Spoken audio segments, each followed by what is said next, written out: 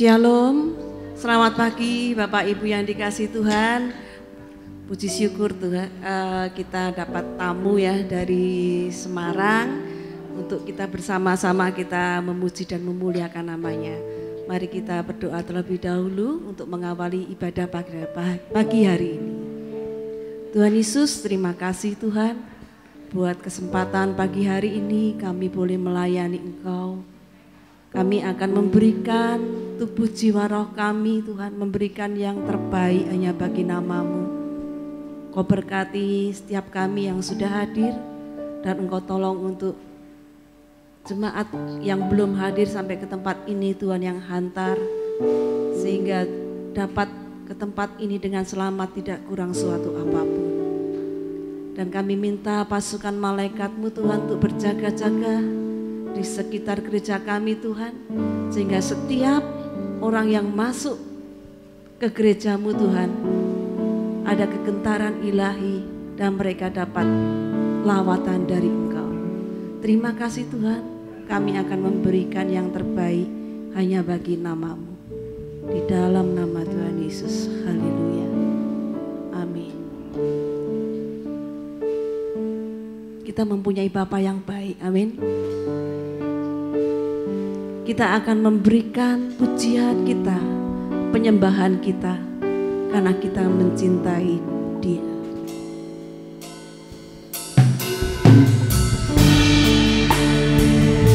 Terima kasih.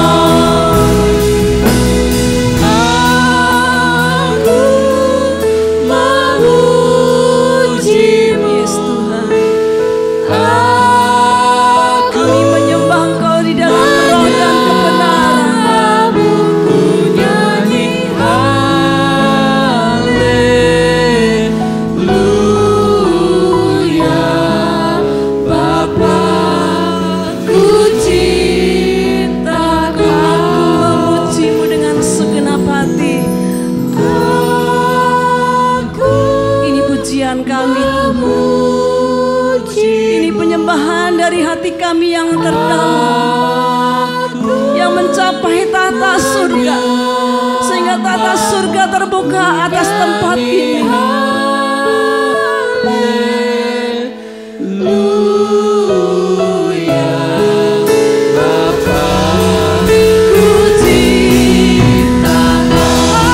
Aku memujimu,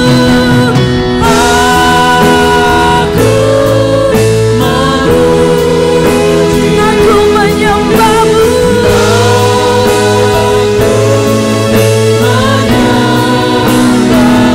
ku nyanyi haleluya.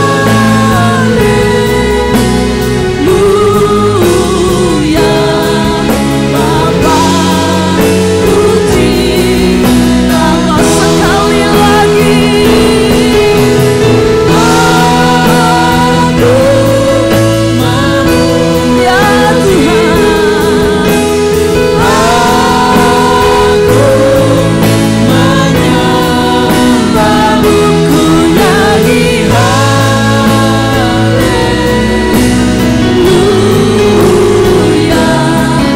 Bapa, puji Bapa, puji Bapa, puji Bapa, puji ya lama sia lama lama lama lama sia lama lama lama lama ya lama lama sia lama lama lama. Kami mencintai Engkau Tuhan, kami mengasihi Engkau Tuhan, lebih dari hidup kami.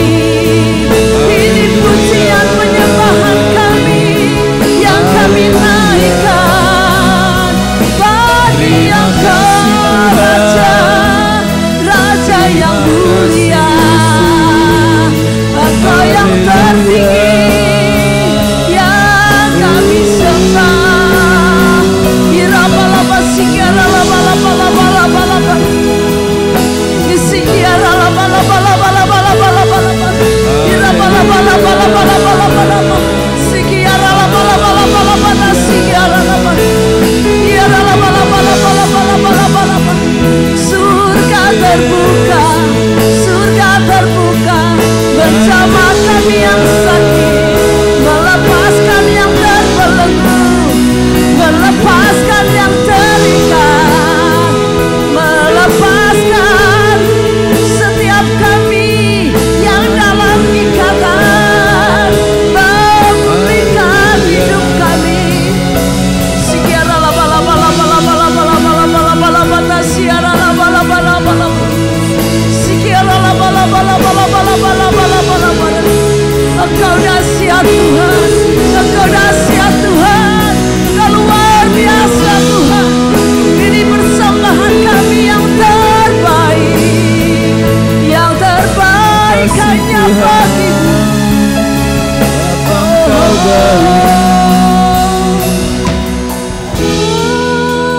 Aku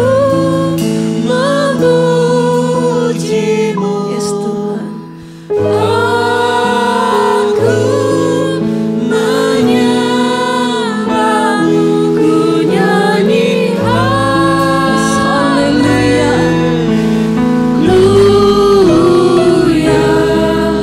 Bapa, ku cinta Kau, aku memuji-Mu. Aku memuji, yes Tuhan. Aku menyembah, ku nyanyi haleluya.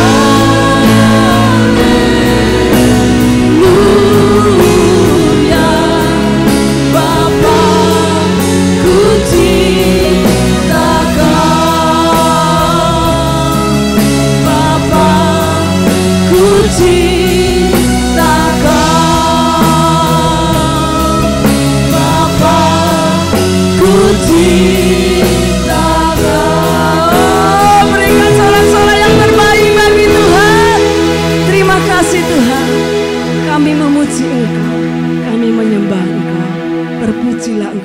dalam nama Yesus. Haleluya, amin. Silakan duduk Bapak Ibu. Kita tahu bahwa hidup kita itu adalah penyembahan bagi Tuhan, amin. Kita memberikan yang terbaik buat Tuhan. Dan kita diciptakan untuk kemuliaan nama Tuhan. Terima kasih Tuhan.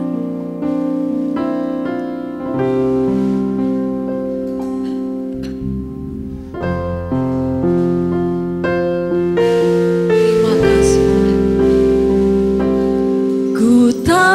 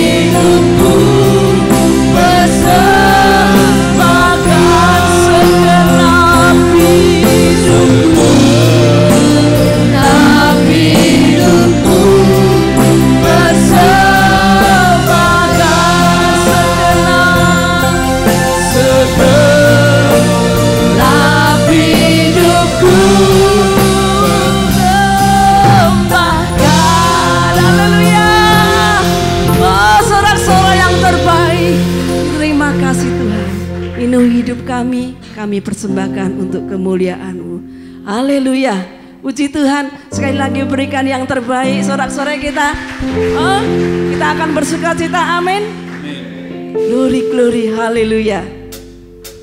Mari jemaat kita bangkit berdiri, kita bersama-sama. Glory, glory, haleluya. Glory, glory, haleluya. Glory, glory, haleluya. Haleluya, puji glory. Glory, glory, haleluya. Glory, glory, haleluya. Glory, glory, haleluya. Haleluya, puji glory. Glory, glory, haleluya. Angkat tanganmu, lambaikan tanganmu. Glory, glory, yes Tuhan, ini pujian kami. Glory, glory, haleluya. Haleluya, puji sekali lagi. Glory, haleluya. Glory, glory, haleluya. Glory, glory, haleluya. Haleluya, puji haleluya. Jangan puji syukur hanya Bagimu Tuhan, haleluya. sebab Kau yang layak dipuji. Kami mau bersorak, Kami mau bersorak, tinggikan namamu. tinggikan namamu. Haleluya. Haleluya. Segala puji syukur, Segala puji syukur hanya bagimu Tuhan. sebab Kau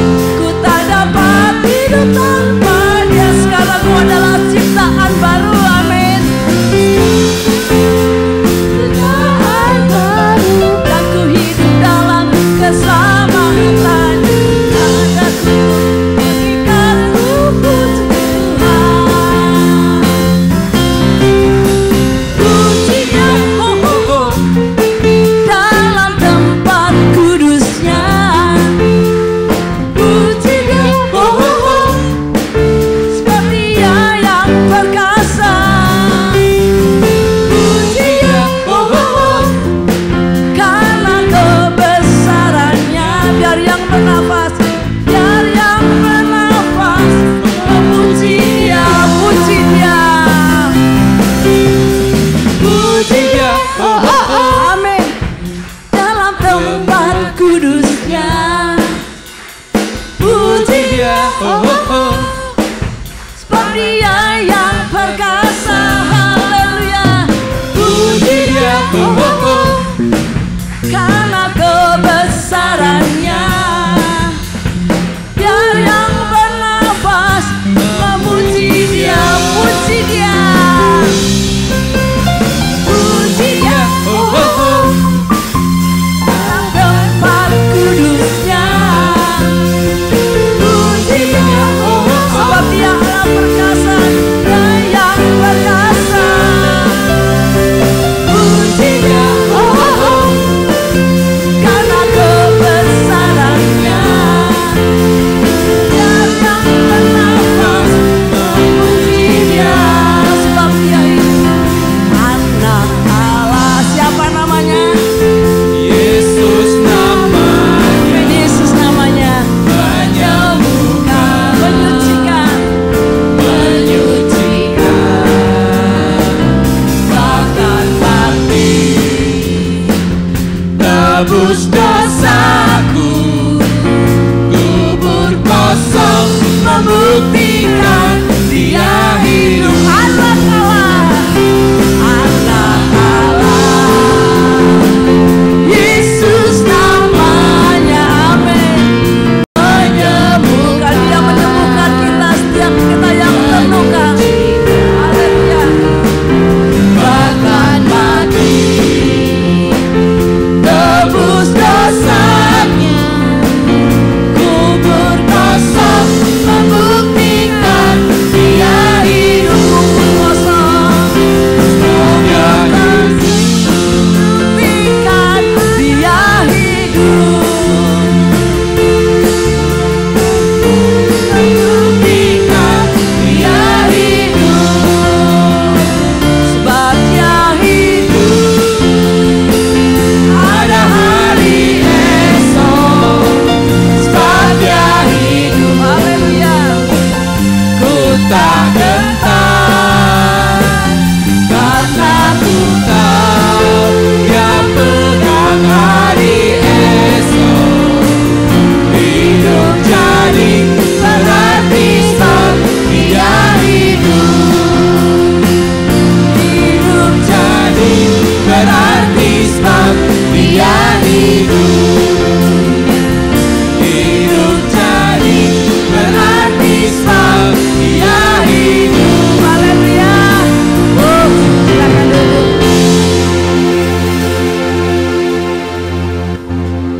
Dalam hidup kita selalu tersambung pada Yesus. Amin. Dalam setiap aspek kehidupan kita yang terjadi, tetapi konektivitas kita dalam Tuhan tidak pernah terputus. Selalu on terus ya.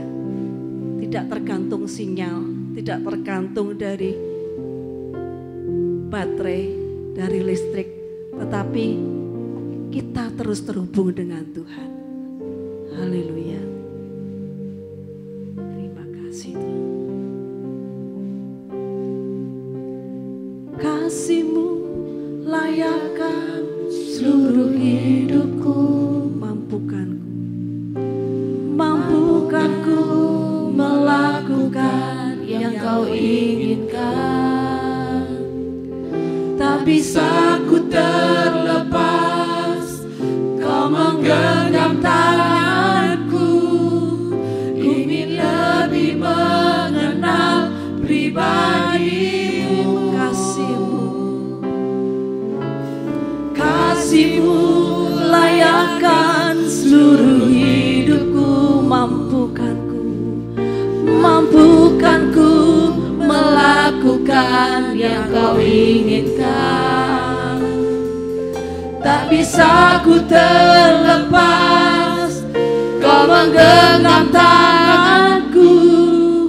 Ingin lebih mengenal pribadi-Mu.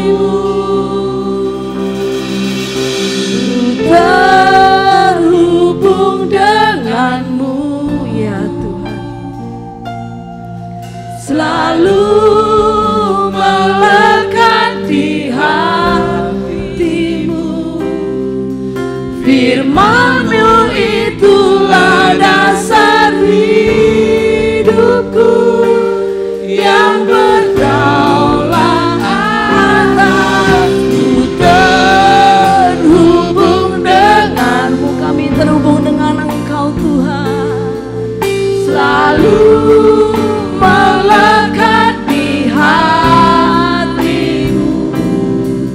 Firman-Mu itulah dasar hidupku yang berdaulat atasku.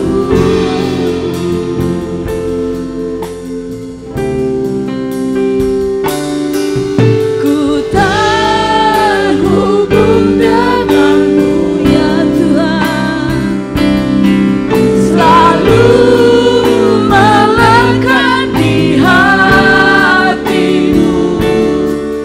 Firman-Mu itulah dasar hidupku yang berdaulat atasku.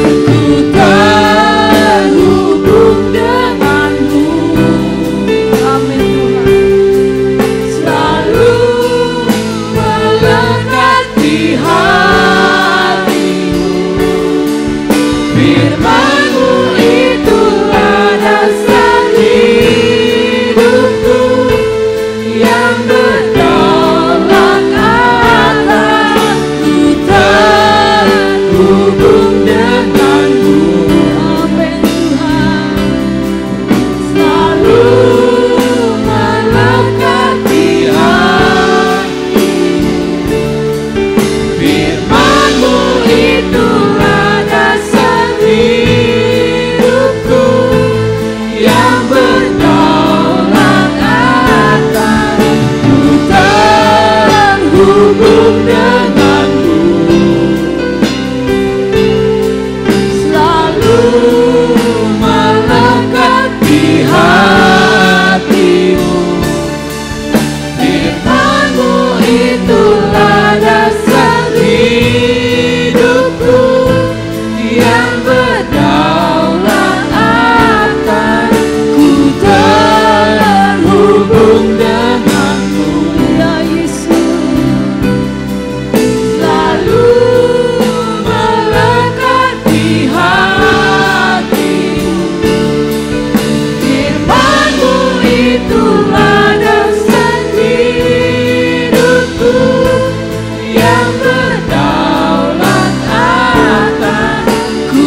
Terhubung dengan-Mu, selalu melekat di hati-Mu. Firman-Mu itulah dasar hidupku yang berdaulat atasku. Firman-Mu itulah dasar hidupku yang berdaulat atasku. Firman-Mu itulah dasar hidupku yang berdaulat atasku. Terima kasih Tuhan, Engkau berdaulat atas hidup kami. Karena kami tahu kalau kuasa kegelapan yang berdaulat atas kami akan binasa. Terima kasih Tuhan, Kau membuka jalan untuk kami mengerti kebenaran-Mu, untuk kami mengerti terang itu, dan kami boleh mengalami hidup di dalam terang. Terima kasih Tuhan, sebentar kami akan mendengar firman-Mu. Biar Engkau urapi hamba-Mu, kuduskan, layakkan Tuhan menjadi saluran berkat-Mu. Kuduskan jemaat-Mu, ruangan ini biar Roh Kudus melayang-layang, melayani kami, menjamah kami, mengubah kami, menyembuhkan kami. Terima kasih Tuhan, bekerjalah sesuai dengan kuat kuasa-Mu. Dalam nama Tuhan Yesus, kami siap untuk mendengar firman Tuhan. Semua yang percaya berkata, amin. Apa kabar Bapak Ibu Saudara sekalian? Puji Tuhan. Bentar ya.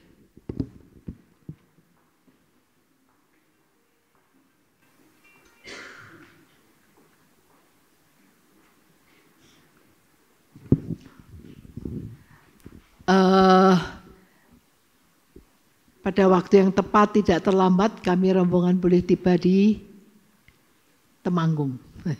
Ya, saya kalau sudah sampai Keranggan itu rasanya ayem karena rasanya sudah kembali ke kampung halaman sendiri.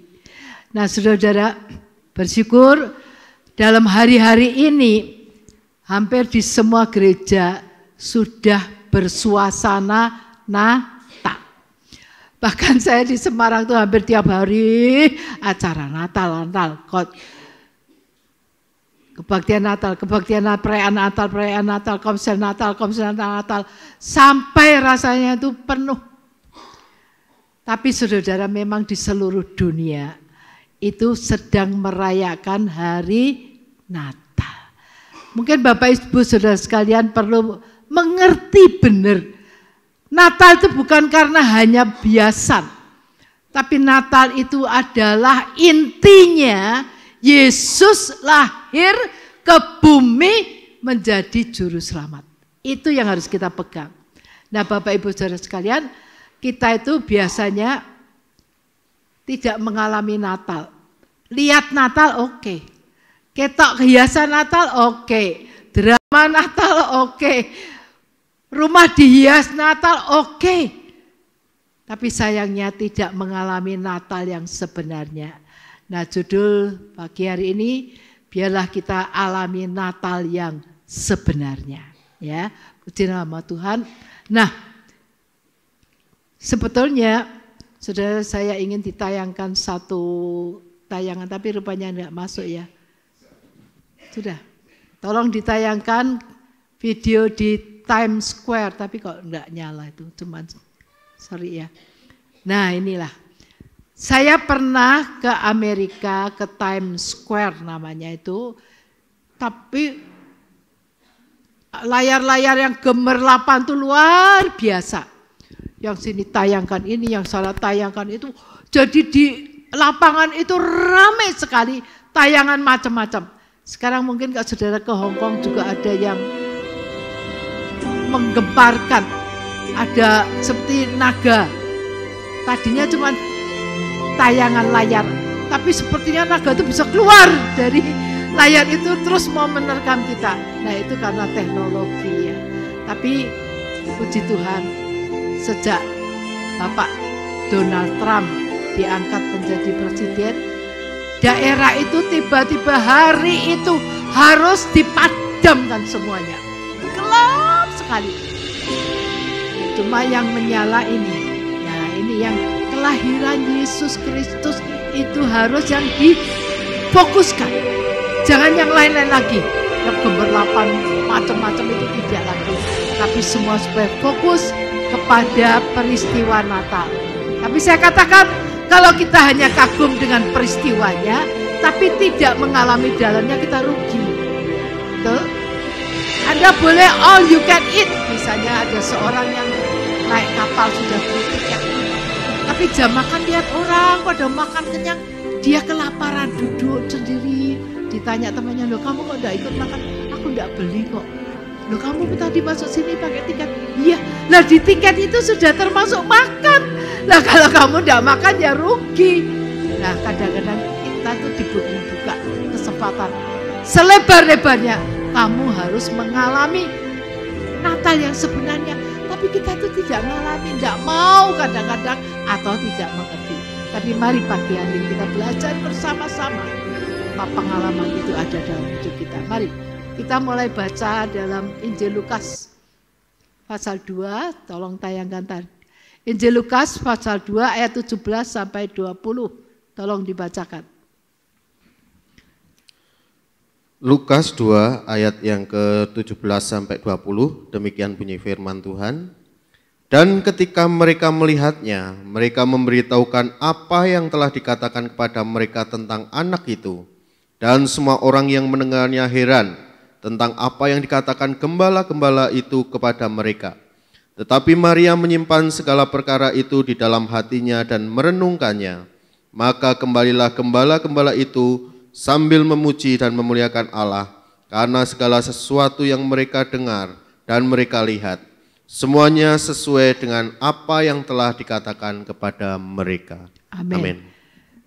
Ini adalah satu kisah Natal, ya. Kisah Natal itu ada beberapa hal, tapi kita akan coba merenungkan. Pada waktu itu gembala itu ada di tengah suasana yang gelap. Karena mereka itu sudah capek, kepengen tidur, tapi mereka juga harus menjaga domba.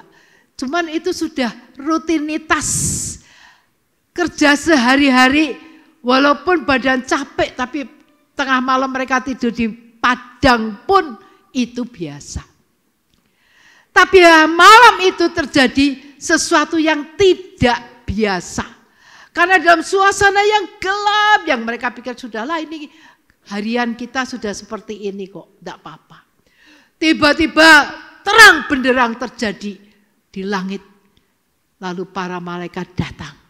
Dan nyanyian malaikat itu luar biasa. Saudara, kalau suasana Natal ini saya di rumah seringkali, saya senang saya setel di TV itu konser-konser kebaktian-kebaktian tentang Natal. Dan saya hayati lagu-lagunya, saya hayati kata-katanya, itu indah. Walaupun kadang sambil saya kerja, tapi pikiran saya ke kata-kata yang ada di TV itu ya. Malam kudus, sunyi, senyap, dan lain sebagainya. Nah saudara-saudara, kita itu kadang-kadang seperti gembala ini. Tinggal di suasana yang gelap. Gelap itu belum tentu hanya di luar, malam gelap. Tapi kadang-kadang hati kita gelap, betul enggak? Banyak kejadian anak bisa membunuh nenek. Suami bisa membunuh istri. Istri bisa membunuh suami dan lain sebagainya. Itu suasana gelap. Dan dunia ini sedang dalam suasana gelap. Walaupun banyak cemerlang-cemerlang, lampu-lampu gemerlapan. Tapi hati gelap. Satu hari saudara, seorang anak pendeta tiap izin papinya. Papi, saya mau keluar, Tuhan suruh saya keluar. Loh ini gerimis, kamu mau kemana?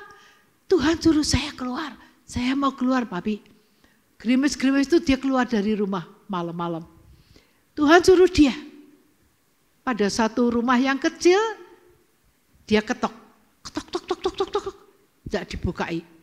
Ketok, ketok, ketok lagi, tidak dibukai lagi. Akhirnya anak ini pergi. Tapi Tuhan ngomong, balik lagi. Ketok lagi. Dia kembali lagi saudara. Ketok sampai lama. Baru dengar kresek-kresek sedikit, pintunya dibuka. Siapa yang membuka pintu? Seorang nenek yang sudah tua sekali.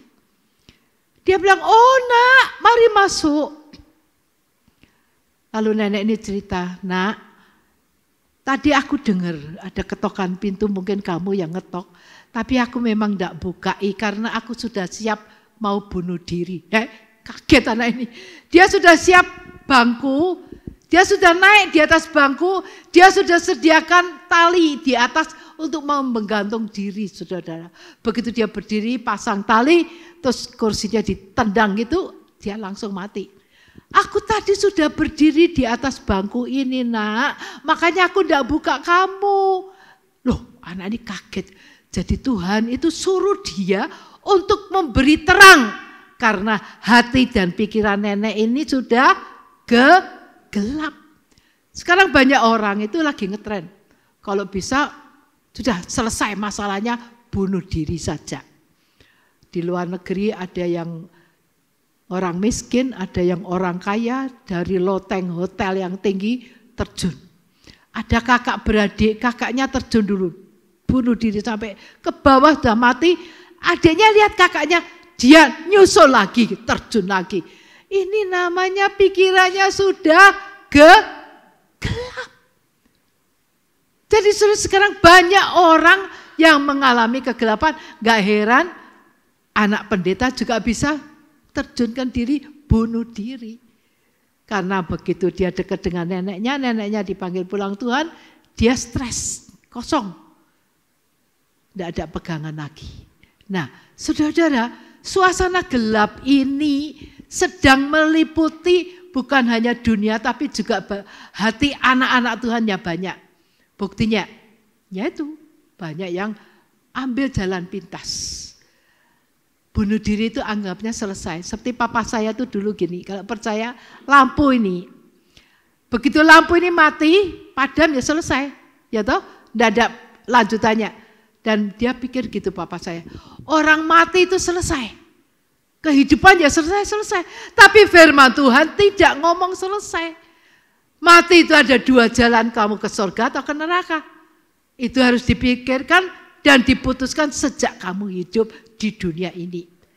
Tapi sekarang orang tidak mau lagi berdasarkan firman, tapi apa yang dialami dan itu menjadi petunjuk.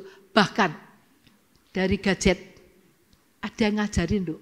Wah kenapa enak, ini jalannya gini-gini. Makanya tidak heran, Elvis Presley, dia waktu muda, anak muda gereja, aktif pelayanan, bunuh diri dengan overdosis, obat, mati.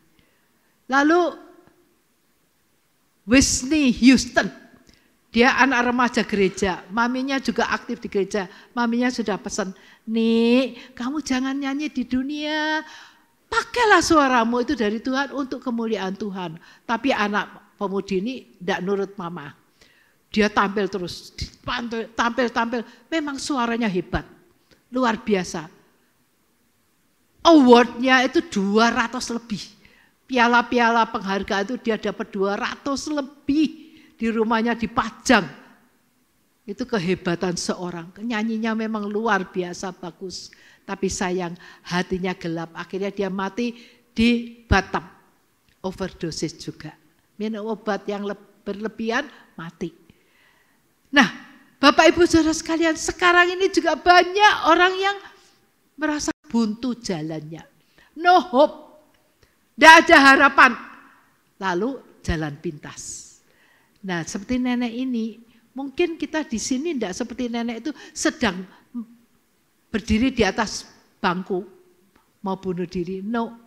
Mungkin Anda duduk di sini, tapi saya tidak ngerti hati saudara gelap apa tidak, saya tidak tahu. Tapi pagi hari ini Tuhan ingin menyatakan ada terang surgawi yang mau menyinari Anda. Itulah kasih Tuhan, itulah arti Natal sebenarnya. Nah sebab itu saudara, di mana gembala-gembala ini pada malam yang gelap itu sesuatu yang terjadi yang tidak mungkin mereka lupakan. Dalam kegelapan malam yang sudah rutinitas mereka alami, tiba-tiba lihat terang benderang, kaget. Saudara-saudara ada sesuatu bergejolak. Kalau anak kecil lampu mati di rumah, terus kita orang tua akan cari jalan gimana ada terang supaya listriknya. Begitu listrik nyala, anak-anak hore, ada sukacita.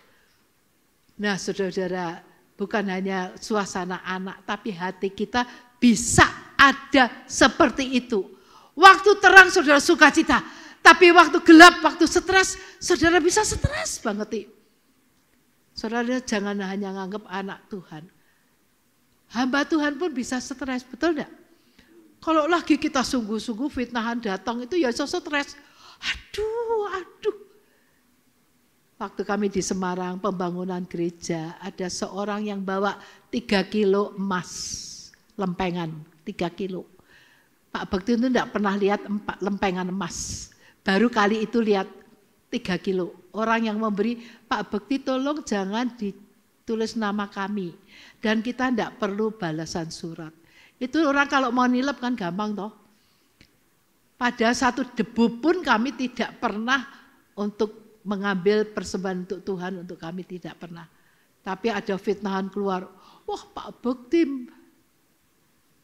korupsi 37 juta, waduh. Itu buat saya itu stres banget juga saudara. Setitik sebutir pun kita tidak pernah korupsi, dikatakan 37 juta kita korupsi, itu membuat kita stres. Kok bisa ya? Kok bisa ya? Ya bisa.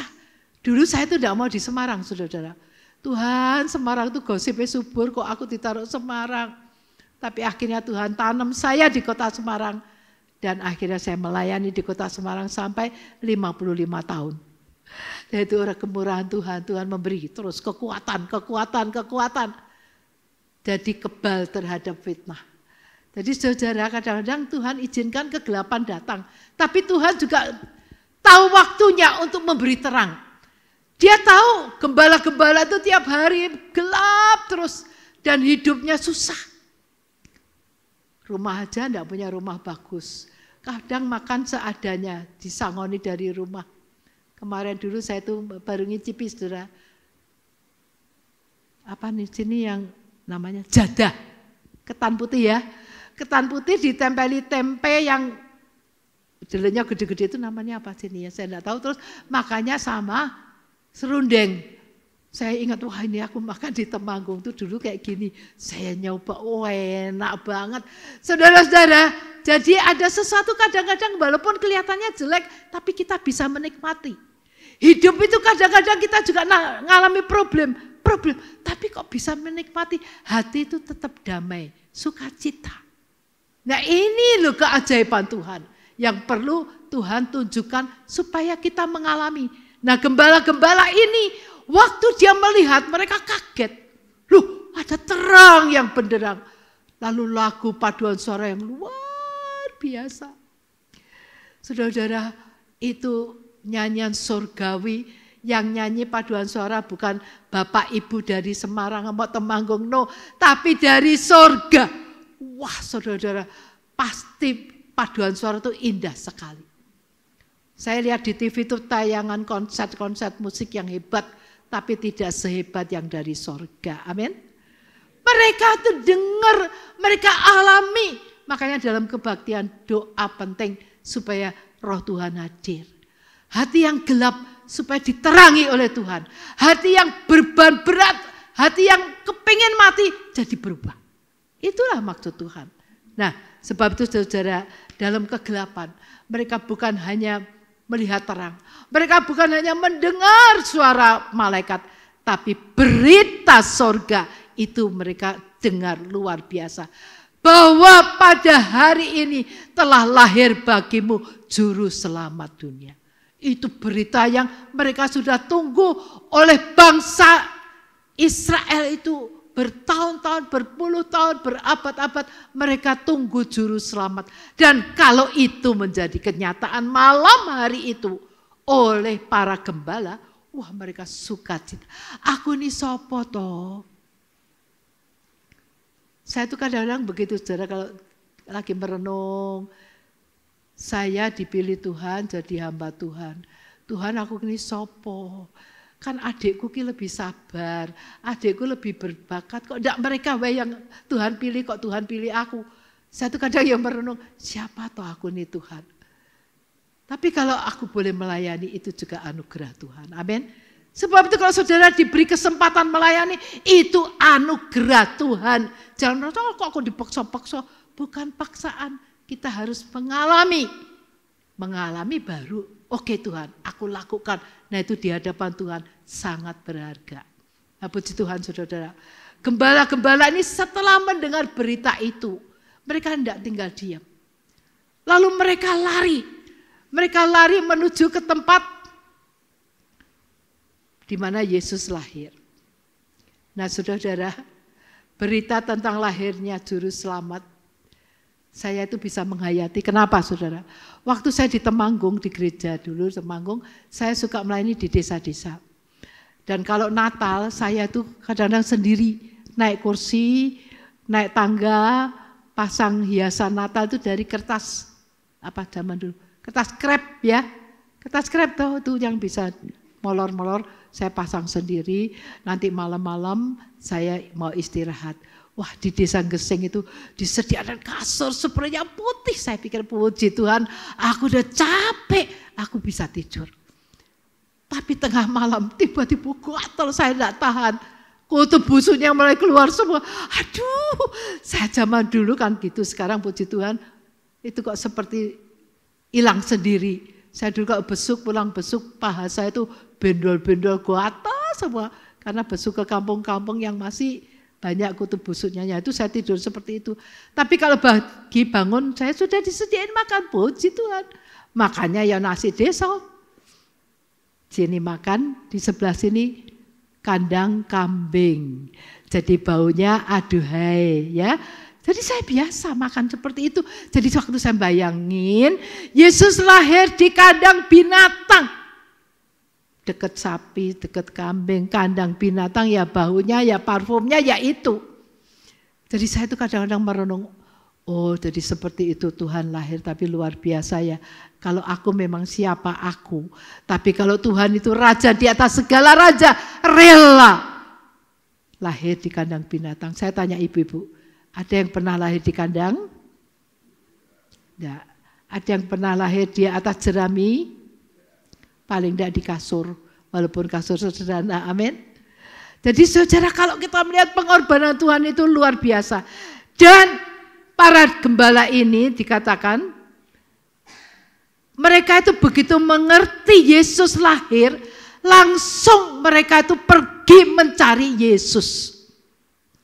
Bukan mencari apa-apa. Kalau kita seringkali cari ini toh, ayo jujur, kita senangnya dapat hadiah, betul enggak? Kita ulang tahun senangnya dapat hadiah, kita hari Natal ya senang dapat hadiah, enggak salah. Tapi seringkali kita lupa, tidak memberi Yesus apa-apa. Dan tidak mencari dia untuk memberi sesuatu. Ini kesalahan gereja sekarang. Biasanya luar biasa, tapi rupanya Yesus hanya berdiri di luar gedung. Oh gitu toh kamu merayakan aku. Oh gitu toh, tapi sayang aku kok enggak boleh masuk. Aku cuma di luar gedung gereja. Jujur, ini sering terjadi. Karena hati kita tidak mencari Yesus. Gembala-gembala ini lari, mereka cari. Enggak gampang toh. Hotel-hotel banyak. Orang hotel bilang penuh, sorry ya. Maria dan Yusuf nggak ada tempat, penuh. Akhirnya, ada di belakang itu loh, di kandang binatang, bisa di sana numpang. Mereka mau numpang di kandang. Hotel-hotel banyak yang mewah-mewah, penuh semua. Sorry ya, nggak ada lagi tempat buat kamu. Sorry ya, nggak ada tempat lagi buat Yesus. Itu saudara, gereja sekarang itu kenapa masuk di dalam Alkitab gereja yang suam. Akhir zaman ini banyak orang mengalami kesuaman rohani, gak ada gairah cari Yesus. Carinya yang lahir ya terus, duit. Seperti tadi dikatakan siapa? Di mobil saya tadi cerita siapa? Ellen yang kaya raya tadi, Ratna cerita siapa itu tadi? Elon Musk ya? Ya Elon Musk. Kekayaannya sekian triliun, aku bilang, kaya segini masih muda, kalau mati harta tidak dibawa. Di Arab ada orang kaya mati, semuanya dilapisi emas. Di atas kuburnya dia ada mobil Mercy dari emas. Saya lihat videonya, saya pikir, iki bapak yang mati kan enggak kerasa toh kok di atasnya ada mobil Mercy emas. Dia enggak kerasa kalau ada kursi tamu di ruangannya dia ada kursi emas. Siapa tahu malah besok pencuri yang datang, perampok yang datang dongkal-dongkali semua emas. Saudara-saudara, manusia itu carinya ke situ terus. Duit. Pepatah mengatakan hati manusia itu walaupun dunia sedunia dimasukkan hati, masih ada lowongnya. Jadi hati manusia itu luar biasa toh. Duit berapapun masuk masih bisa masuk. Tapi sayang Yesus mau masuk. No place for you. Kiss me, no place for you. Jadi dalam Wahyu, Yesus mengetok pintu. Itu sebetulnya bukan untuk jiwa baru. Tapi ayat itu sebenarnya ditujukan kepada salah satu jemaat di mana Tuhan ketuk, tapi pintunya tertutup. Nah itu menggambarkan gereja yang suam. Kita itu menjadi anak Tuhan, kadang-kadang kita ke gereja, kita melayani, tapi hati kita suam. Kita tidak rindu ketemu Yesus, kita tidak mencari Yesus. yang dicari sekarang, ya tidak salah. Kesehatan jasmani, ke dokter, ke rumah sakit yang terkenal. Ya toh sekarang kesehatan itu luar biasa menjadi ikon yang luar biasa. Obat ini, vitamin ini, food, health food, macam-macam. Tidak salah untuk kesehatan, tapi jangan membiarkan Yesus di luar. Dia ingin masuk. Karena hati kita tidak mencari, ya tidak ketemu. Puji Tuhan, gembala ini walaupun dari kalangan sederhana, tapi hatinya menjadi mulia di mata Tuhan. Karena hatinya terbuka untuk berita firman. Sebab Tuhan yang tadi dikatakan, firman itulah fondasi hidup kita. Itu good, kita berlandas firman. Gembala berlandaskan firman, mereka lari dan mereka mencari Yesus. Mari kita tanya kita sendiri, aku kok ke gereja cari siapa? Wah noni ayu kan lo, kan ada gereja duduk sebelah sana, aku melirik ke sono, pas aku melirik dia melirik, aduh senengnya ora karuan. Kepingin ketemu si apa sih B? Betul loh, dulu ada satu orang pemuda, ayo ke gereja.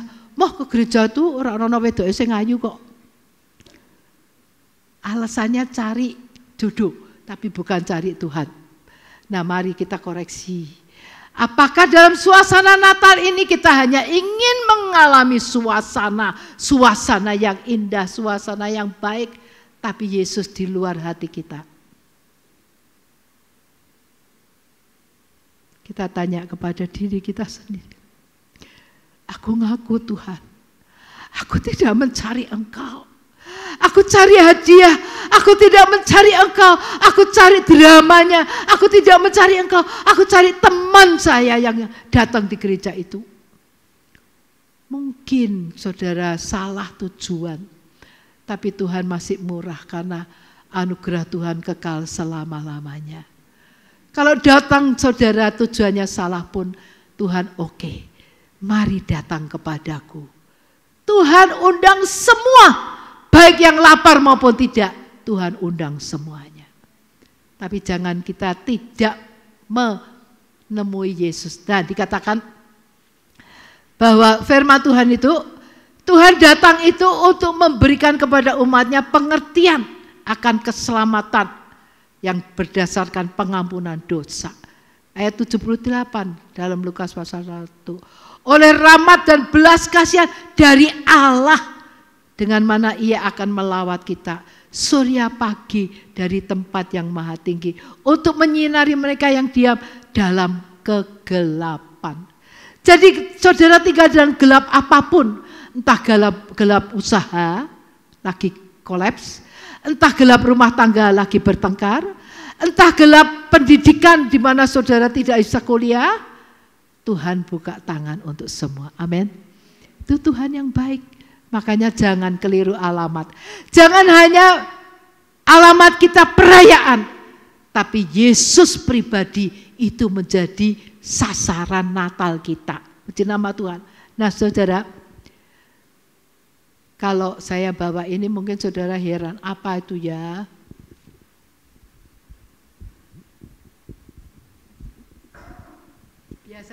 Biasanya kita lihat luarnya, cantik enggak? Cantik pitanya, apalagi sekarang gemerlapan pita-pita hiasan luar biasa. Kertas kadonya luar biasa cantiknya. Tapi tak sebentar dibuang. Dan kalau isinya sudah saudara makan mungkin roti ini habis, dosnya dibuang. Tapi sayang, ada hadiah Natal yang luar biasa.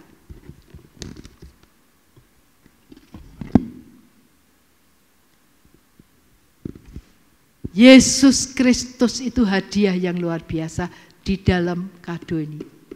Sudahkah kita mendapat ini? Bukan hanya bungkusnya, bukan hanya cantiknya, tapi isinya yang penting. Yesus harus di dalam kita. Amin. Katakan ya, Jesus inside. 2, 3. Jesus inside. Yesus di dalamku, Yesus di dalamku.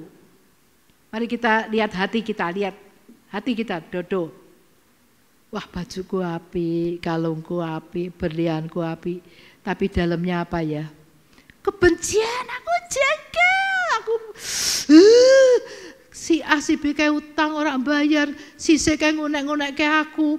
Apakah itu yang di dalam hati kita? Apakah itu yang kita lihat? Yesusnya tidak kita lihat. Tapi Tuhan Yesus tetap menanti. Gembala-gembala ini dia datang langsung menyembah kepada bayi Yesus. Dikatakan firman Tuhan, mereka mengalami sukacita yang luar biasa. Dan dengan sukacita itulah mereka keluar dari kandang itu. Mereka memberitakan kepada orang-orang, sudah lahir juru selamat dunia. Bapak Ibu Saudara sekalian, kita itu kadang aktif dalam gereja. Tapi kita tidak mengalami perjumpaan pribadi dengan Kristus. Datang gereja hati kosong, pulang gereja hati kosong. Kebaktian atau perayaan Natal senang sementara, pulang dari kebaktian Natal kosong lagi. Karena Yesus outside, di luar, tidak di dalam kita. Marilah Natal ini kita merenungkan, apakah Yesus itu sudah di dalam kita. Dan Yesus mengatakan, barang siapa yang mencari aku, seorang pun tidak akan aku tolak. Mungkin sudah merasa aku tuh ikut Tuhan, tapi dosaku akeh banget sih. Tuhan tidak tolak. Monggo, mari datang kepadaku, kamu yang berbeban berat, aku akan memberi sentosa kepadamu. Itu yang Tuhan akan berikan. Gembala-gembala ini tidak memberi hadiah yang mewah, no. Bahkan mungkin makanan yang sederhana pun tidak. Tapi mereka memberi hati mereka kepada Yesus. Walaupun Yesus berbentuk cuma bayi, belum ada mujizat. Makanya ada lagu yang mengatakan, kalau tidak salah Jacqueline Selolis yang menyanyi, meskipun kau tidak mendengar doaku, meskipun sakitku tidak engkau sembuhkan, tetapi sekali Yesus, tetap Yesus. Wah, saya waktu dengar lagu itu, wih, ini bagus kata-katanya. Tapi apakah ini benar menjadi gaya hidup anak-anak Tuhan? Kalau doanya tidak dijawab kadang-kadang, saudara gereja-gerejaan, buktiin aku sakit tidak sembuh. Kalau lu ngodukun kayak malah sembuh. Nah, itu salah alamat. Wah, kerja tulus, jujur, malah ajur. Ya toh? Istilah dunia jujur, ajur. Jadi lebih baik korupsi aja. Sekarang korupsi di mana-mana marak. Di surat kabar itu mengatakan segala lapisan terkontaminasi dengan korupsi di masyarakat.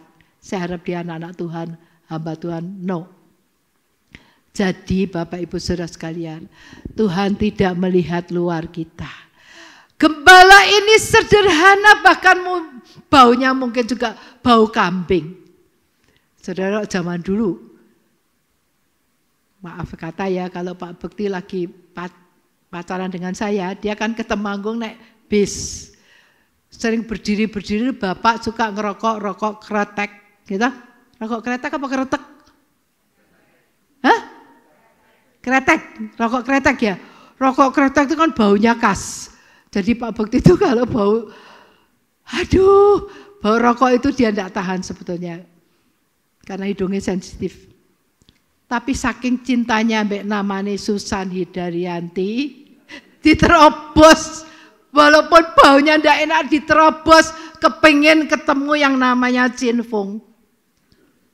Saudara tidak kenal nama saya. Nah saudara, gembala-gembala ini dia terobos. Walaupun itu kandang binatang, walaupun itu baunya bau binatang, walaupun itu tempat tidurnya Yesus itu tempat makanan binatang, walaupun Yesusnya tidak berbentuk raja yang besar, berbentuk bayi. Tapi hati mereka betul-betul mencari Yesus. Dan mereka mengalami Yesus. Saudara-saudara, mungkin Natal ini saudara seperti adat kebiasaan saja. Karena Yesus cuma di luar pintu. Dia mungkin cuma lihat, oh rame yo, kebaktian saya kemarin Natal anak-anak sekolah minggu. Aduh, saya juga seneng. Cuman Yesus seneng enggak? Yesus masuk enggak dalam hati anak-anak? Nah kalau pagi ini Tuhan juga tanya kepada Anda sekalian, aku ada di dalammu apa di luar kamu? Kita bisa jawab terhadap hati kita sendiri-sendiri. Aku aktif di gereja, aku aktif dalam sosial, aku aktif dalam, bahkan mungkin aku khotbah, tapi hatiku tidak ada Yesus. Itu celaka saudara-saudara, mumpung masih ada kesempatan, ayo undang Yesus masuk. Yesus masuklah dalamku, dan biar Anda rindu seperti gembala ini, pengalaman yang luar biasa yang tidak akan terlupakan. Waktu hati saudara dijamah oleh Yesus, duka cita, stres hilang, diganti sukacita. Itu pengalaman yang luar biasa. Mungkin tidak ada seorang pun yang tahu penderitaanmu. Saya kadang-kadang gitu saudara, masih di gereja lama. Saya kadang-kadang pojok duduk sendiri. Saya kalau lagi masuk dalam pujian penyembahan, saya nangis, saya hancur hati. Tapi saya merasa sukacita.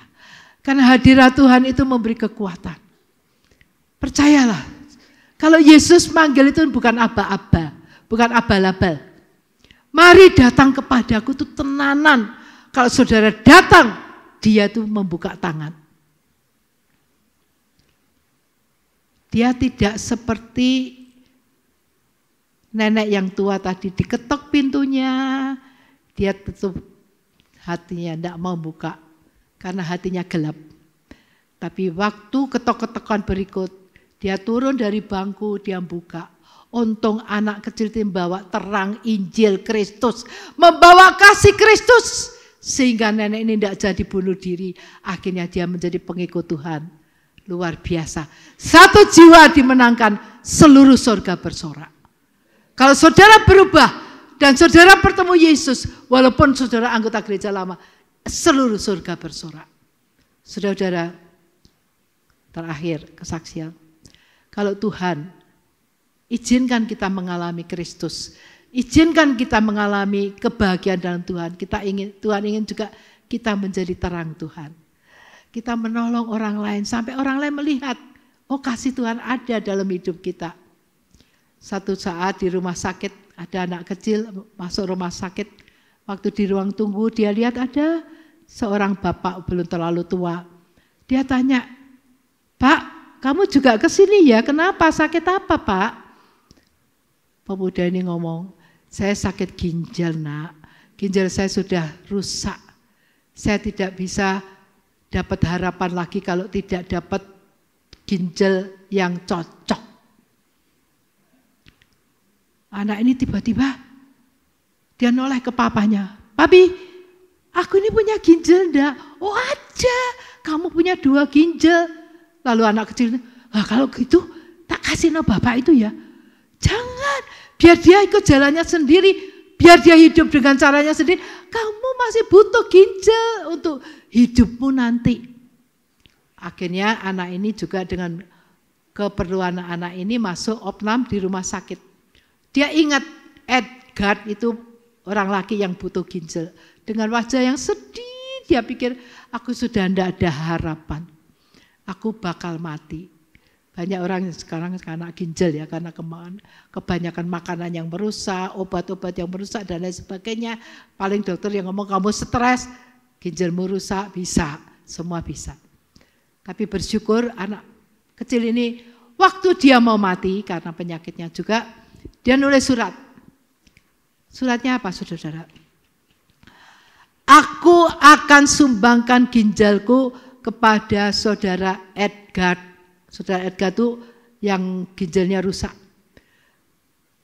Dan semua suster mamanya yang dengar surat itu dibacakan kaget. Loh anak ini ginjalnya masih bagus dua-duanya. Tapi dia ingat orang itu. Orang itu selamanya ingat anak kecil ini. Dia yang menggantikan ginjalku. Aku hidup, dia mati. Lalu dalam mimpi, dalam penglihatan, si anak perempuan ini dituntun oleh Tuhan ke daerah lain. Lalu dia dada dengan orang yang dia kenal.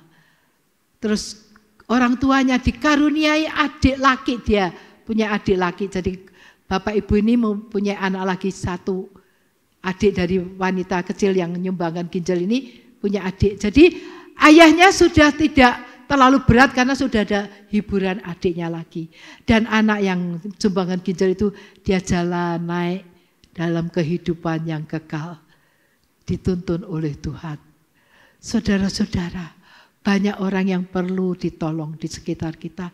Mungkin saudara tidak perlu harus korbankan ginjal saudara. Dari dompet saudara pun bisa, dari tenaga saudara pun bisa, dari pikiran saudara pun bisa menolong orang. Itu artinya memancarkan kasih Tuhan. Sekarang dunia banyak dalam gelap, mereka butuh uluran tangan saudara. Mereka butuh Yesus yang di dalam saudara. Mereka butuh Yesus yang di dalam saudara untuk dinyatakan. Mungkin saudara tidak perlu harus bersaksi banyak. Cerita bagaimana Tuhan jamah hidup saudara. Itu cukup supaya orang cari, oh ada Tuhan yang ajaib. Jadi kalau mereka sakit bisa menyeru nama Yesus. Luar biasa. Ini saya sedikit kesaksian. Saya tidak kesaksian gamblang dengan pembantu saya, cuma saya beri garis besarnya tentang penginjil Yesus Kristus. Kamu harus punya jembatan. Kita mati itu hanya dua tempat, surga apa neraka. Jembatan kita itu hanya salib Yesus, dia mati untuk kita. Saya nggak tahu berapa lama itu, saya cuma doa, Tuhan biar engkau berbicara. Puji Tuhan, Tuhan pakai Lisa, Tuhan pakai Vera untuk menerangi lebih lanjut. Tahu-tahu dia bilang, Tante aku kepengen dibaptis. Saya kaget. Ternyata dia juga, anaknya dia juga mau dibaptis. Wah puji Tuhan. Sudah hatinya diterangi. Kemarin malam dia cerita kemana. Tante ngeri ya teman saya itu. Belum begitu tua, lebih muda dari saya. Kena stroke. Sudah mati. Saya kaget loh Tante. Kok jadi wedi ya? Nah saudara-saudara. Banyak orang yang takut mati. Walaupun nekat mati, tapi sebetulnya hatinya takut mati. Jadi ayo kita bawa terang Tuhan. Tidak perlu nginjili dengan ayat-ayat yang sukar. Tidak perlu. Doakan saja apa yang mereka butuhkan. Beri apa yang saudara bisa beri. Jangan memberi sampai utang-utang untuk memberi orang. Itu tidak benar. Tapi apa yang saudara dapat perbuat, perbuatlah untuk mereka. Walaupun mungkin perkara yang kecil. Cuma seteguk air. Saudara tahu peperangan di Timur Tengah. Nanti anak-anak itu ngeluh. Dia bilang, kami mau minum aja enggak ada. Tapi yang aneh, ada anak yang di dalam reruntuhan bangunan. Tiap hari itu ada orang pakai jubah putih, dia bilang gitu. Tiap hari memberi saya minum susu. Makanya waktu terbongkar bangunan roboh itu, anak ini masih hidup seger buger. Dan anak ini cerita tiap hari ada yang pakai baju putih itu memberi kami makan. Orangnya baik banget, tapi aku enggak ngerti siapa dia. Anak itu saksi, orang ngerti, wah ini pasti Tuhan Yesus. Nah saudara-saudara, dari kesaksian hidup saudara, saudara bisa ceritakan bagaimana Yesus itu sangat mengasihi, sangat memperhatikan kita. Sebab itu pada saat ini, kembali saya anjurkan undang Yesus masuk dalam hati. Jesus inside. No Jesus outside. No more. Tidak lagi di luar. Sekarang Yesus harus masuk dalam hati kita kalau kita mengundang. Karena Yesus itu sangat sopan. Dia mau ketuk dulu. Kalau dia buka pintu bisa. Tapi dia ketuk dulu. Yesus itu sangat sopan. Kalau saudara tidak buka, dia tidak akan memaksa masuk. Sebab itu, dan kita yang mau melayani, masih banyak lapangan yang bisa kita layani. Tapi Tuhan tidak mau memaksa. Mari kita berkata, Tuhan, ini kesempatan. Engkau masih memberi saya hidup. Ini kesempatan. Makanya kalau orang ngomong sama saya, jemaat saya, aduh tante itu kok yo tadi ada yang masih melayani keluar kota. Iya, saya masih mau. Pokok saya itu ingin setia kepada Tuhan. Pak Bekti itu 83 masih khotbah, enggak pensiun, no pensiun. Tante Susan 78 tahun, masih khotbah, masih ya kayak gini nih. Saya bilang, Tuhan, asal Engkau masih memberi aku kesempatan melayani, aku masih mau melayani. Ayo Bapak Ibu Saudara sekalian, pelayanan masih banyak. Mari bawa mereka mengenal kasih Tuhan yang ada dalam diri saudara. Mari sama-sama katakan, Jesus inside. Jesus inside. Jangan sampai dia lihat hidup kita, wah hura-hura Natal, tapi Tuhan di luar lihat, oh ngono toh hatimu penuh dengan itu, tapi tidak ada tempat bagiku. Tapi sekarang biar kita, Tuhan Yesus masuk dalam hatiku. Aku mau melayani. Dengan kehidupan yang tinggal sedikit mungkin, tetap aku mau melayani. Mari kita bersama berdiri, kita menyanyikan lagu itu. Hidup ini adalah kesempatan. Kalau saudara masih diberi kesempatan untuk hidup, layanilah Tuhan. Tapi sebelum melayani, alamilah Yesus. Yesus di dalam kita. Setelah itu pancarkan kasih Kristus melalui pelayanan saudara. Baru berarti. Ya kita nyanyikan.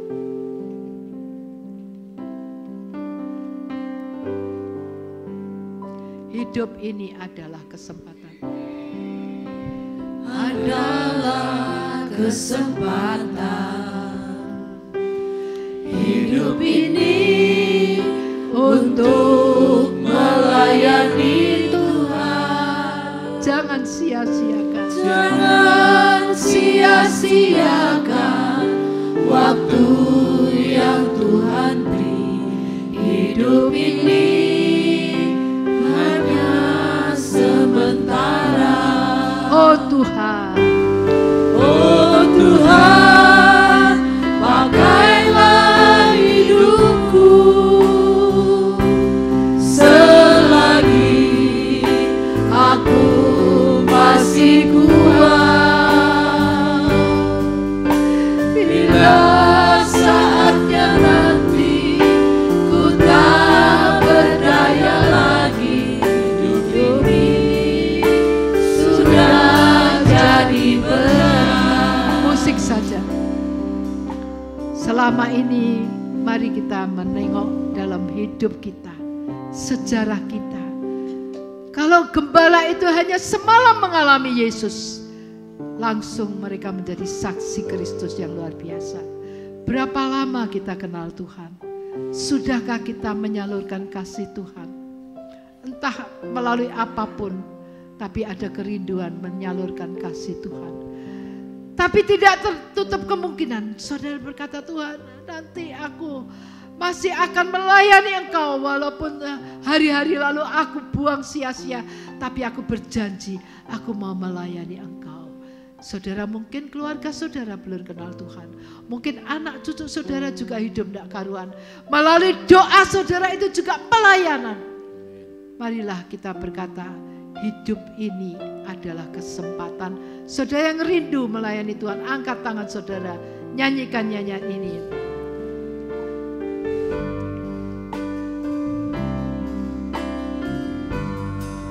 Hidup ini adalah kesempatan. Hidup ini untuk melayani Tuhan. Jangan sia-siakan waktu yang Tuhan beri. Hidup ini hanya sementara. Oh Tuhan, pakailah hidupku, Yes, Lord. selagi aku masih kuat. Bila saatnya nanti ku tak berdaya lagi, hidup ini sudah jadi benar. Mari kita berdoa. Tuhan, kami datang kepadamu. Ampuni Tuhan hidup kami masa yang lalu. Mungkin Engkau hanya di luar hati kami. Engkau hanya melihat kesibukan kami, kesibukan pekerjaan, kesibukan pelayanan, tetapi tidak sibuk mencari Engkau. Pagi hari ini Tuhan, biar Roh-Mu bekerja, Roh-Mu menerangi hati kami, Roh-Mu membimbing kami, supaya langkah hidup kami berikutnya, langkah yang berkenan di hadapan Tuhan. Jadikan hidup kami satu kesaksian yang memuliakan nama Tuhan. Tuhan, apapun itu pakai kami Tuhan. Apapun itu walaupun kecil tapi pakai untuk kemuliaan Tuhan. Terima kasih Tuhan. Suara hamba-Mu sebentar akan berhenti, tapi suara firman Tuhan, suara Roh Kudus tetap berbicara kepada kami. Terima kasih Tuhan. Dalam nama Tuhan Yesus Kristus kami berdoa. Semua yang percaya berkata amin. Silakan duduk kembali. Puji Tuhan, kita diberkati oleh kebenaran firman Tuhan, amin. Kita akan memberikan persembahan. Saya minta untuk Bapak Ruben bisa berdoa.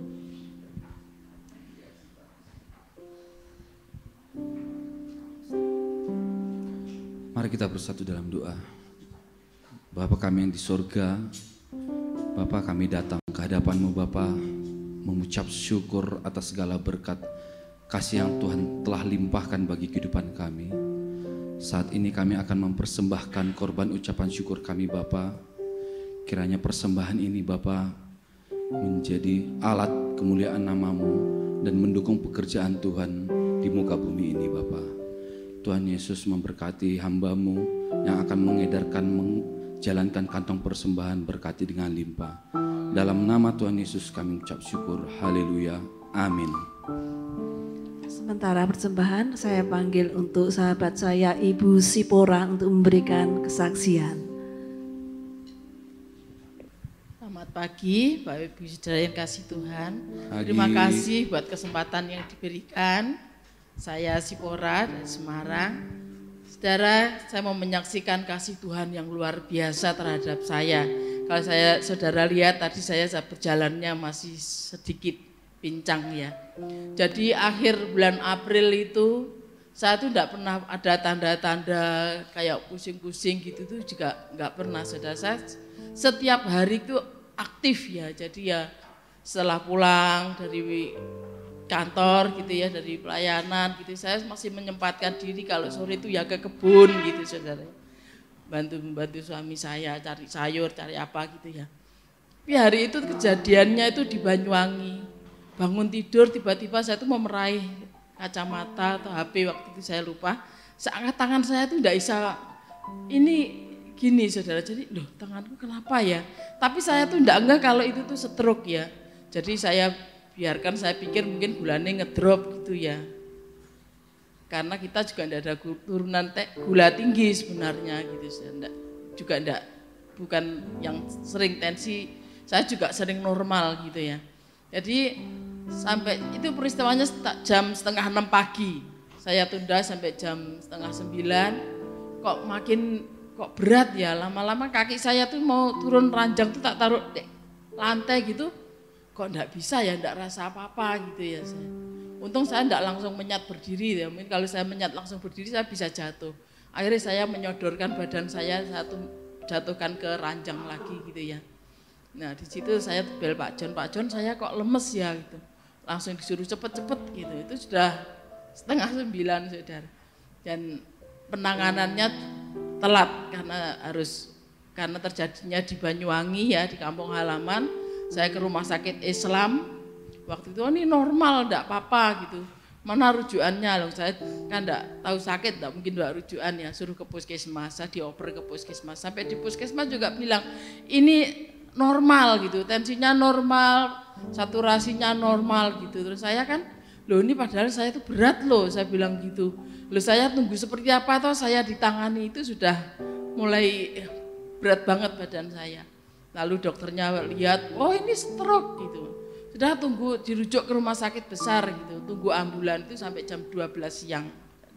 Sampai jam 12 siang pun nggak langsung masuk ke IGD ya, karena penuh, saya nunggu di emperan. Saya ingat waktu itu Bu Gembala telepon itu saya masih di emperan rumah sakit, jadi belum masuk ke IGD waktu itu.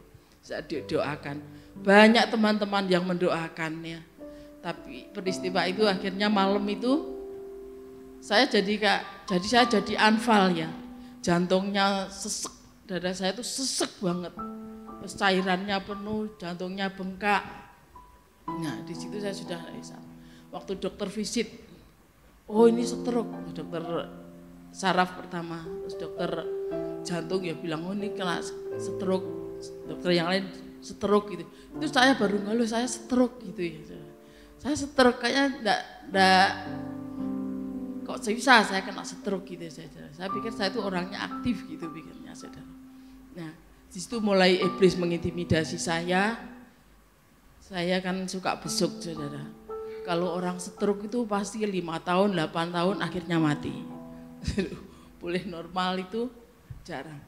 Di situ saya sudah mulai down banget saudara. Karena di pikiran saya enggak ada ayat-ayat yang muncul, enggak ada lagu-lagu yang muncul, kosong sepertinya saudara. Saya mau ngucap ke ayat yang mana, mau tak perkataan itu kosong enggak ada. Setelah teman-teman pada telepon, dia dengar suara saya enggak terlalu jelas, sudah kamu enggak usah ngomong lagi. Kayaknya kamu sesek banget gitu. Sudah aku aja ya. Jadi telepon cuma mendoakan. Nah di situ saudara saya merasakan pertolongan Tuhan yang luar biasa. Kalau saat ini saya bisa seperti ini, ya dalam proses penyembuhan itu pun saya melihat pertolongan Tuhan yang luar biasa. Ya turut campur tangan Tuhan yang luar biasa. Karena waktu saya masih sehat, saya tuh merasa gini saudara. Aku kok direpoti, setiap hari saudara-saudara saya tuh ngerepoti, ngurusoi saya terus. Saya pikir seperti itu saudara. Tapi setelah peristiwa ini Tuhan celikkan ya. Ternyata orang stroke itu saudara, ya, tidak bisa ditinggalkan sendiri. Saya itu begitu ditinggalkan tuh rasanya nangis. Kok pokoknya setengah jam dan tidak ada orang di samping saya itu. Rasanya nggak enak banget sehingga saya teriak-teriak, panggil-panggil gitu ya saudara. Ternyata banyak yang saya rusoi saudara. Setelah saya ngalami stroke itu banyak orang yang saya rusoi sampai ke adik saya, ponakan saya, bahkan adik ipar saya pokoknya harus datang setiap saat, harus mijeti gitu ya, harus megang karena badan ini rasanya sakit, capek, pengennya dipijet terus saudara. Ternyata banyak orang yang mengelilingi saya itu setiap gantian ya, mereka adik saya nanti dipijetin, dibalurin, saudara, gantian nanti suaminya, gantian bilurinya gitu saudara. Ibu saya, anak saya, semua gantian saudara. Nah di situ saya merasa, oh ya Tuhan, aku salah ya selama ini punya pikiran. Jadi poinnya saudara, kalau sesuatu saat ini mungkin kita tidak ngalami apa-apa, mungkin kita merasa, wah orang ini kok ngerepoti aku terus, ini kok nyusahin terus. Tapi akan ada satu titik mereka itu jadi penolong kita, akan membantu kita. Jadi kita harus apa saudara, apapun yang menimpa kita, bagaimanapun keadaan kita mau belajar terima. Mungkin direpoti, mungkin disusahin ya saudara, kita mau belajar. Saya belajar di situ saudara. Karena setelah saya stroke saya menyadari saya banyak merepotkan orang. Selama 3 bulan semua aktivitas di tempat tidur saya makan, ibu saya yang nyuapin. Buang air besar, buang air kecil, disibinin, tidak bisa turun saudara. Semua orang yang melayani saudara. Nah di situ saya merasa ternyata Tuhan siapkan. Coba kalau dulu saya jahat, saya mungkin tidak mau nolong mereka, tidak mau menampung mereka, tidak mau membiarkan mereka. Mungkin waktu saya sakit mereka juga tidak akan peduli sama saya. Ya, saya lihat orang yang sakit stroke juga demikian, kadang diungsikan ke tempat yang lebih mojok karena kalau dilewati baunya pesing, mau makan nggak kolu gitu ya saudara. Keluarganya sehingga menyisihkan. Kemungkinan kecil untuk sembuh itu mustahil saudara. Sangat mustahil kalau orang sudah disingkirkan gitu untuk sembuh mustahil saudara. Tapi oleh kemurahan Tuhan saya ada saat ini adalah karena kasih Tuhan yang luar biasa. Dan juga kalau hamba Tuhan mengatakan semua yang terjadi itu pasti ada maksudnya Tuhan yang terbaik. saya rasakan Tuhan sangat cinta kepada saya, Tuhan sangat baik kepada saya. Karena saya juga bukan orang yang baik-baik saja. Kalau harus bayar harga, saya Tuhan. Kalau firman Tuhan katakan lebih baik, mungkin kalau orang yang baik, saya ingat khotbahnya Ibu kemarin. Kalau orang yang baik saja diizinkan bisu, diizinkan mandul, nggak punya anak, sebenarnya ada masalah, saudara. Apalagi saya yang tidak baik-baik saja. Ya. Jadi kalau saya ada sampai saat ini adalah kemurahan Tuhan, kebaikan Tuhan yang luar biasa yang Tuhan kerjakan. Yang kedua saudara, kalau saya dalam proses penyembuhan itu, banyak sekali orang yang memperhatikan saya. Banyak sekali, dan di situ saya juga merasakan Tuhan di saat aku tidak bisa apa-apa, di saat aku hanya tidur saja, ya, tapi Tuhan memelihara, saya tidak kekurangan sesuatu apapun, saudara. Tuhan memberikan berkat yang berlimpah sehingga saya masih bisa harus terapi, saya bisa tusuk jarum, saya bisa semuanya. Tuhan menyediakan kebutuhan keluarga kami, itu juga kemurahan Tuhan. Tuhan izinkan untuk saya mengalami yang namanya Dia membaringkan aku di padang yang berumput hijau. Saya berbaring saja tapi tidak di padang pasir atau di tempat yang kering, tempat yang menakutkan, tapi di tempat yang subur, yang terjamin semua. Itu yang saya alami, saudara. Luar biasa kasih Tuhan pada saya. Jadi yang mau saya pesankan adalah saat kita mungkin punya keluarga yang kena stroke, berikan perhatian yang lebih. Itu akan membantu pemulihannya. Jangan dihindari. Satu itu, kedua saat orang stroke memang di kepalanya kosong. Saya merasakan kayaknya nggak ada yang bisa sementara, ya itu memang nggak sampai beberapa hari. Cuman hitung berapa hari itu memang sempat ada kayak kosong. Nggak ada, saya mau berdoa juga nggak bisa, saudara. Jadi butuhnya orang-orang yang mendoakan. Jadi kalau sekarang kita sehat, kita bisa mendoakan orang lain. Saat engkau tidak bisa berdoa, akan Tuhan kirim orang-orang yang mendoakan kita, orang-orang yang mendukung kita. Intinya mari kita menggunakan hidup kita ini untuk melayani, untuk orang lain, saudara, untuk berdampak buat orang lain, supaya kita menjadi berkat. Jadi kalau saya sekarang, saudara, setelah saya kena stroke ini, saya selalu berdoa, iya, apa aja yang dulu kita inginkan, semua harus ditinggalkan. Seperti Rasul Paulus katakan, semua yang dulu nama, tenar, kekayaan, apalagi sekarang ini orang disuguhi, saudara, untuk mengejar dunia. Padahal dunia ini sedang lenyap dengan segala isinya. Tapi mari kita menggunakan, kalau kita masih punya kesempatan hari ini, kita mau pakai waktu kita untuk jiwa-jiwa. Saya enggak bisa menginjil kayak Ibu, mungkin pinter ya Bu Susan.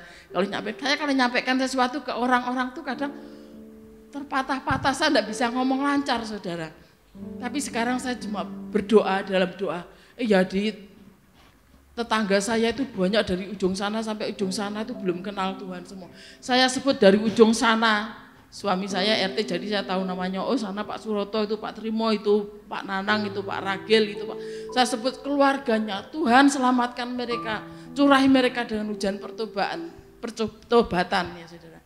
Ya waktu saya lihat juga di satam, ya cleaning service yang belum percaya, saya catat namanya semua. Saya bawa dalam doa. Tuhan, aku tidak bisa nginjili mereka.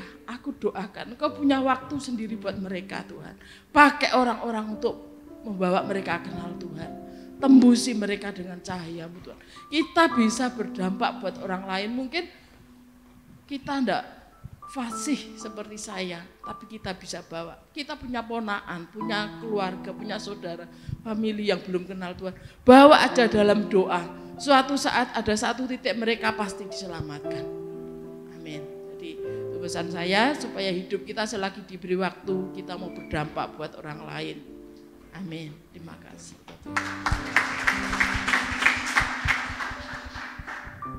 Terima kasih buat kesaksiannya yang luar biasa, yang membangkitkan iman kita. Semua karena kemurahan Tuhan. Kalau kita saat ini masih diberikan kesehatan, kekuatan, Jangan pernah merasa direpotkan ya, apalagi untuk melayani Tuhan. Oh aku nggak bisa, aku sibuk ini. Wah aku kok ini jadwalnya aku lagi. Jangan pernah. Kalau sampai kita nggak diberikan kepercayaan, tidak diberikan suatu pelayanan, suatu kepercayaan dari Tuhan, rasanya hatinya tuh nelongso, ya Tante ya. Apalagi kalau orang-orang yang sudah mungkin jompo gitu ya, mungkin seringkali bilang gini, wah kenapa ya waktu aku muda aku nggak mau. Dan ketika teman-temanku mungkin sudah nggak ada, teman-temanku sudah meninggalkan aku merasa nggak berguna. Mari saudara sekalian, kalau Tuhan masih memberikan kita kesempatan hidup, itu hanya untuk melayani, untuk kemuliaannya. Amin. Haleluya. Kita akan melihat pengumuman, mungkin bisa ditampilkan di LCD. Ya. Terima kasih buat Tante Susan yang sudah melayani di tempat ini juga bersama dengan tim ya. Kami sangat bersuka cita karena kehadiran saudara-saudara sekalian. Puji Tuhan. Puji Tuhan, terima kasih. Dan kita akan bersama-sama mengakhiri perjumpaan ibadah kita pagi hari ini. Saya mengundang kembali Bapak Ibu untuk bangkit berdiri. Kita akan berdoa. Bapa di surga, kami mengucap syukur karena anugerah Tuhan bekerja melimpah atas kami. Bersyukur Tuhan untuk hamba-Mu, Ibu Pendeta Susana Subekti yang sudah memberkati kami. Kami terus berdoa Tuhan, mendukung akan hamba-Mu ini, supaya Engkau memberikan kekuatan, memberikan kesehatan, bahkan memberikan hari-hari yang baik, supaya dia boleh melayani Tuhan dimanapun Tuhan tempatkan. Tuhan, di masa lanjut usia kiranya pengiringan-Mu atas hamba-Mu ini semakin memberikan kelengkapan, hikmat, pengertian, bahkan kebijaksanaan yang daripada Tuhan, sehingga hamba-Mu ini boleh menjadi saluran berkat bagi semua orang yang ditemuinya, menjadi saluran berkat bagi keluarganya, anak-anak, menantu, cucu. Dan biarlah Tuhan nama-Mu yang dipuji dan juga dipermuliakan. Kami bersama-sama berdoa Tuhan untuk seluruh tim pelayanan dari Semarang. Kiranya Tuhan jerilelah mereka Engkau bayar dengan kasih karunia yang ajaib melimpah. Bahkan Tuhan memberkati mereka semuanya dengan seluruh hidup keluarga mereka. Sehingga mereka boleh semakin berkenan, mereka semakin bersungguh hati untuk melayani pekerjaan Tuhan dimanapun Tuhan akan tempatkan. Terima kasih Bapa di sorga, dan kami berdoa untuk sebentar perjalanan mereka kembali ke Semarang. Tuhan sertai, dijauhkan dari mara bahaya maut, dijauhkan dari hal-hal yang jahat, sampai di Semarang dengan selamat, dan kembali mereka melayani pekerjaan Tuhan di kota yang tercinta. Terima kasih Tuhan, dan pagi hari ini kami bersama-sama berdoa untuk Bapak Saragi, berdoa untuk Pak Martono yang berulang tahun. Kiranya Tuhan segala berkat kasih karunia Tuhan bekerja melimpah, kekuatan, kesehatan, bahkan seluruh keluarga mereka masing-masing diberkati oleh Tuhan. Keluarga mereka masing-masing semakin cinta, bahkan mereka boleh mengalami Kristus di dalam keluarganya, sehingga mereka juga sungguh-sungguh mengalami keselamatan kekal yang daripada Tuhan. Dan tidak lupa Tuhan, kami berdoa untuk rekan kami Bapak Suparwoto yang sampai hari ini masih opnam di Rumah Sakit Umum Temanggung. Kami mohon Tuhan supaya zaman kasih-Mu menyembuhkan, menolong dan juga memulihkan. Kami berdoa Tuhan untuk rekan kami Bapak Chongsen yang juga masih mengalami stroke. Kiranya Tuhan juga menjamah, memulihkan dan menolong hidupnya. Bahkan Tuhan memberikan kesempatan untuk dia boleh kembali memuji dan serta mempermuliakan nama Tuhan. Terima kasih Bapa di surga, dan tiba saatnya Tuhan sekarang kami hendak berpisah. Kami mengangkat hati, mengangkat tangan kami di hadapan Tuhan. Sidang jemaat Tuhan terkasih, marilah kita bersama-sama pulang dengan membawa berkat, damai sejahtera Allah Bapa di surga, pulang dengan membawa kasih karunia Tuhan Yesus Kristus. Di dalam persekutuan Roh Kudus, Tuhan memberkati engkau dan melindungi engkau. Tuhan menyinari engkau dengan wajah-Nya dan memberi engkau kasih karunia. Tuhan menghadapkan wajah-Nya kepadamu dan memberi engkau damai sejahtera, mulai dari pagi hari ini sampai Maranatha datang yang kedua kali. Dalam berkat nama Tuhan Yesus Kristus kami berdoa dan mengucapkan syukur kami. Dan kita semua yang diberkati oleh Tuhan bersama-sama berkata, Amin. Terima